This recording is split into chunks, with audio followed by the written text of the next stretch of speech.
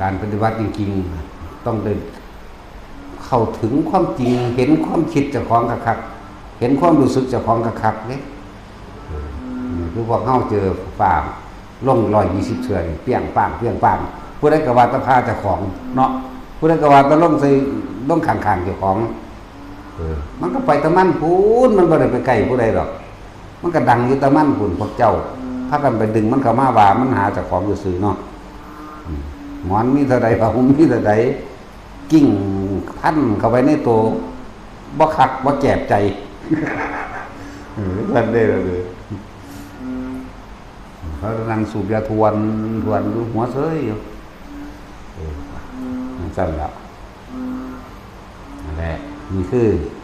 คำว่าตายก็ว่าเสียดายดอกกูบันว่า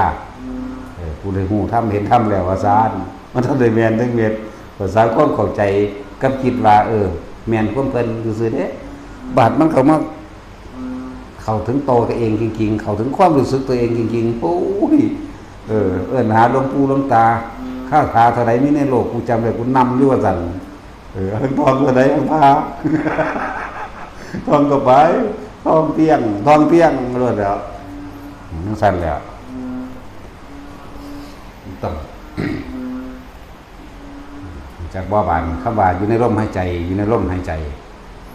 แต่พูดได้ลมจากเธอธนาว่าสันติว่าขนาดนั้นบอก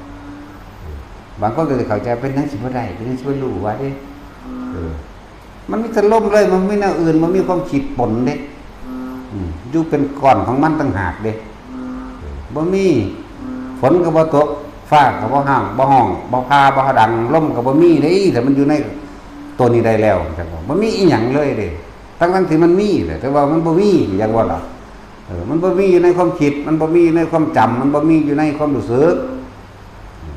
นั่นแล้วมันมีร้อนมันบ่มีหนาวบ่มีฝนบ่มีฟ้าบ่มีดินน้ำไฟลมอีหยังเลยล่ะบ่มีมันได้จักเทื่อหน้าเห็นบ่ล่ะนั่นแหละต้องประสบการณ์แบบนี้ได้ของจริงแบบนี้มันจังสิเข้าถึงซ้ำไปนั่งเบาอยู่ในหมู่ในเฮือนซ้ำสิไปนั่งเบาได้แมวอย่างนั้นมึงบ่จักซะแล้วเอาบาปใส่หัวเจ้าของเองถ้าเว้าเรื่องนรกให้เขาถ้าเว้าเรื่องความผิดให้เขาวิจัยเรื่องนั้นตกนรกให้เขาเว้าเป็นโพดเนาะตัวมึงเองกำลังอยู่หม่องมึงกำลังพิจารณาว่าเขาสิตกนรกทั้งสั่นทั้งสี่นั่นแล้วเตือนบ่เตือนก็บ่แม่นว่าเตือนเด้ด่าแม่งบ่ได้แล้วแต่ไผสิว่าจังไดเด้เนาะก็เจ้าเขามาจากตัดสินผิดถูกให้เขาก็เจ้าเขามาบาปทั้ง3ทั้ง4โลดมึงก็บ่ได้จักกูก็บ่ได้ศรัทธาสูงสักเบ็ดแต่กูก็บ่เงินไผอีกไผสิศรัทธาก็ศรัทธากูบ่ได้เงินเลยเนาะตั้งแต่กี้บ่มีผู้ใดฮู้จักเฮาได้อยู่ในนี่นอนบ่ล่ะบ่มีไผฮู้จักเฮาเลยแล้วมันก็ไปแต่เฮาผู้เดียวอีกแต่แม่แท้ๆยังบ่ได้ฮู้จักเฮาเด้บ่ได้ฮู้จักเด้นั่นน่ะ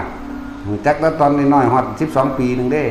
ดังนั้นบ่จักหยังบ่รู้เรื่องก็แล้วกันแต่ว่าอันเลี้ยงลูกสะใภ้ไว้ให้นั่นโอ้จักไผกูเลี้ยงอย่างเดียวมาหากูหาข้าวกิน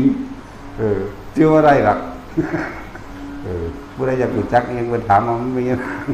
แล้วเฮาก็จักไปไสมันซั่นแล้วลึกลับตัวว่าจักว่าเนาะคนลึกลับมันซั่นล่ะเฮาบ่ได้รู้จักกันเฮาบ่ได้อยู่นำกันบ่ซั่นสิว่าเฮาบ่ได้รู้จักไผดอกเฮารู้จักเฉพาะตัวเองเฮาเว้าเฉพาะเรื่องของตัวเองได้มากที่สุดเรื่องของผู้อื่นก็ยกขึ้นขึ้นบูชายกขึ้นเป็นคติเป็นตัวอย่างเป็นกำลังใจยกหลวงปู่เสาหลวงปู่หมั่นหลวงปู่บัว